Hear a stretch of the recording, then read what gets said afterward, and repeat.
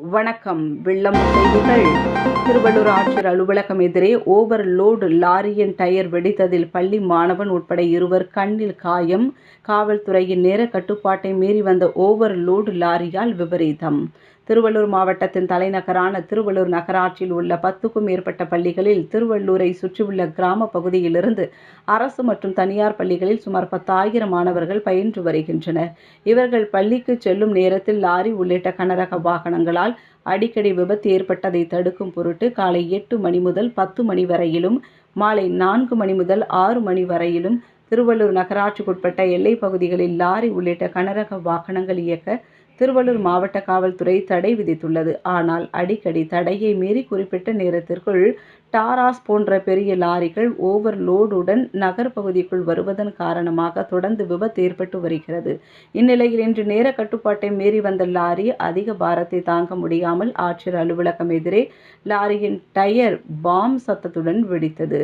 இதனால் அருகில் இருசக்கர வாகனத்தில் வந்த மாணவ சிறுவர்கள் அலறினர். மேலும் டயர் வெடித்து சிதறிய போது அருகில் இருந்த கற்கள் மற்றும் தூசி உள்ளிட்டவை அதிக வேகத்துடன் மாணவ சிறுவனின் கண்ணில் பட்டு காயம் ஏற்பட்டது. அதேபோல் அருகில் வந்த மற்றொரு இருசக்கர வாகன ஓட்டியின் கண்ணில் சிறு கல் விழுந்தது, காயம் ஏற்பட்டது. இதனால் செய்வதறியாது திகைத்த மாணவர் சிறுவனின் தந்தை லாரியை நேர கட்டுப்பாட்டை மீறி இயக்கிய ஓட்டுநர் வாக்குவாதத்தில் ஈடுபட்டார்கள்.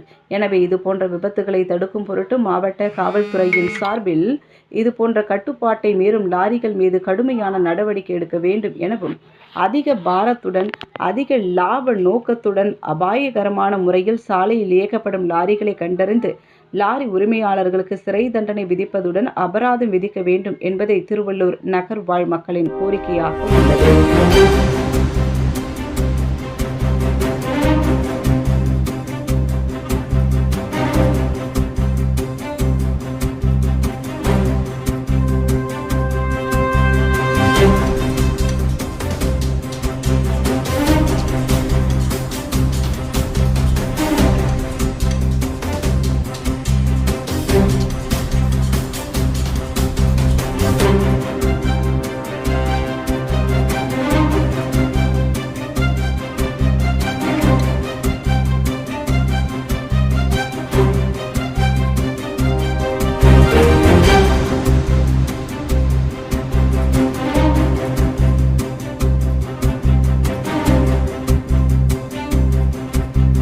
உடனுக்குடன் செய்திகளை தெரிந்து கொள்ள வில்லம்பு சேனலை சப்ஸ்கிரைப் செய்யவும்.